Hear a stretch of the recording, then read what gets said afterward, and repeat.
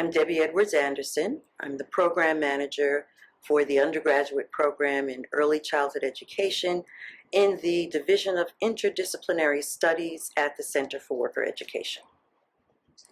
And I am Monica Ortiz-Suloway, adjunct lecturer at City College, Center for Worker Education, as well as the social worker at Center for Worker Education Interdisciplinary Studies.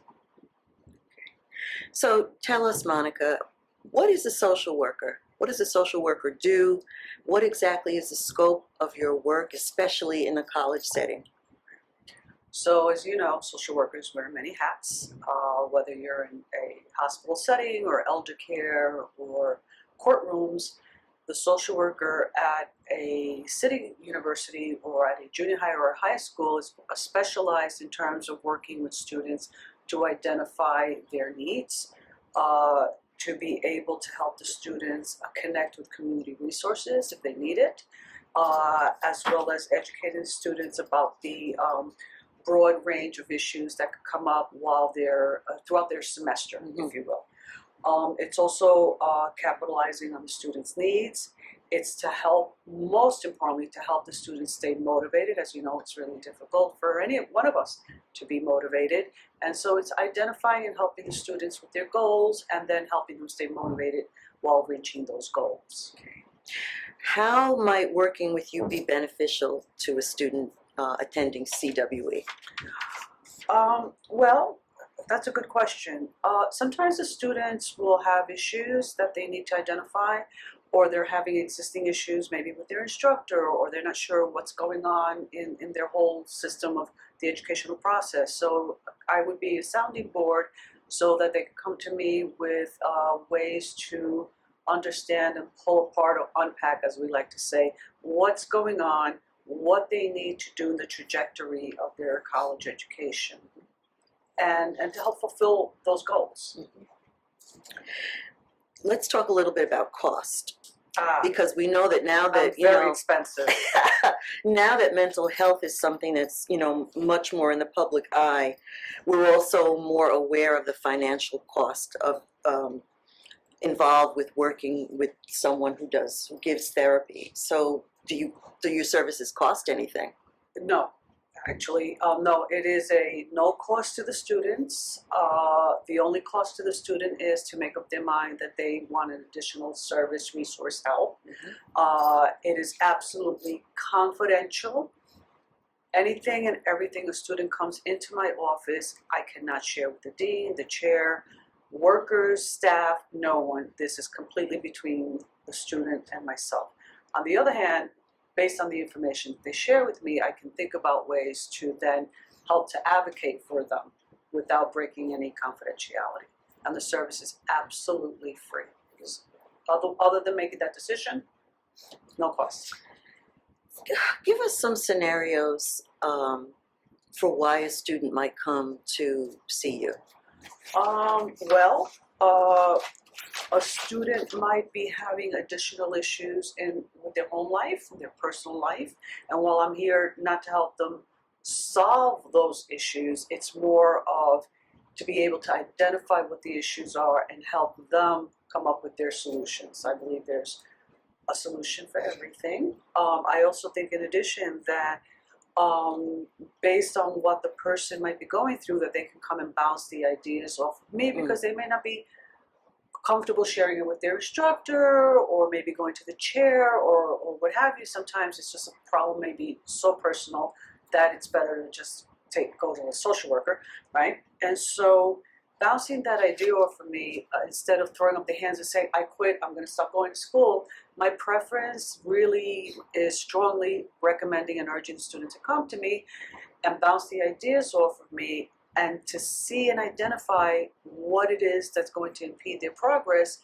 and if so, help to give them a solution. On the other hand, also, there's always sometimes with severe extenuating circumstances, maybe a severe health issue, mental health issue, the health issues of a family member. Sometimes a student really cannot stay in school, but there's resources that I can help them with, identifying if they can take a medical leave, identifying if they can get some additional resources so that they actually can stay in school, Mhm. Or perhaps even talking about how to transition back into school. into And school as after you they've know, been out for a while. yeah, many of our students have been out for a while, and I always tell my students, they have my cell number, they have my email, they can contact me.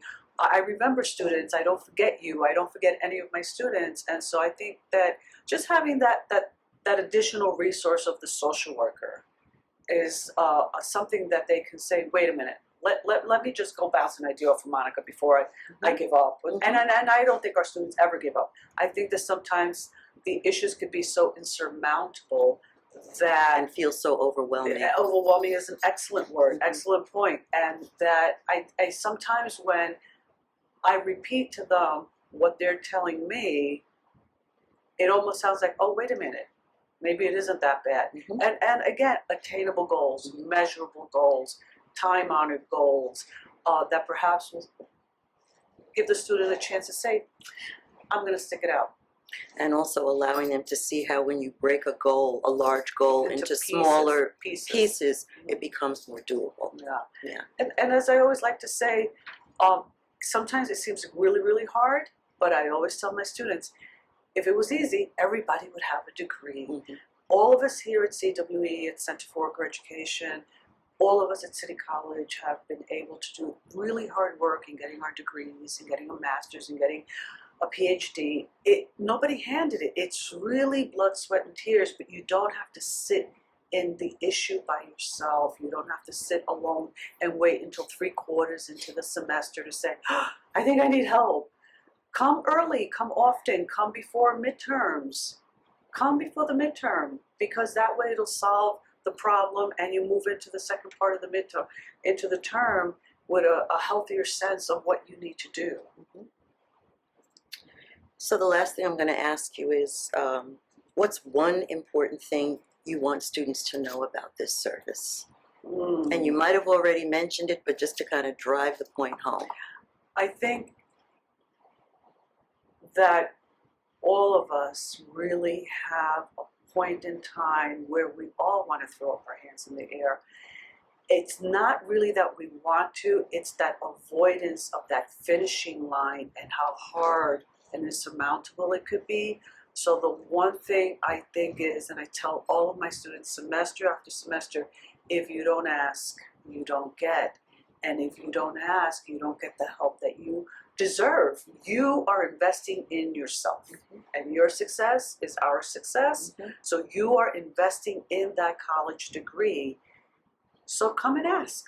We're a community that we're here for you. So the idea that we have all of these resources and you're not taking advantage of it, that your tuition dollars are so there for you, utilize them. Come and use us. We want to help you. So Monica, before we go, how can students reach you? How can students schedule an appointment to meet with you? Okay, so I have office hours on Tuesday at Center for Worker Education at 25 Broadway on the 7th floor. And my direct number to reach me is 845-519-0028. You can also email me at Ortiz-Suloway, MORTIZSULOWAY at ccny.cuny.edu. You can call the front desk, they will find me. I also for those of you who have time management, issues that you can't get here, I'm happy to do a Zoom call. If you email me available times and dates or call me, I'm happy to set up a Zoom meeting. It could be evening, it could be later than 6, 7, 8 o'clock at night, no issues. Not 10 or 11, obviously, that's a little late, but I am available for Zoom pretty much every day that the student reaches out to me. We're easily accessible. Ortiz-Suloway at ccny.cuny.edu.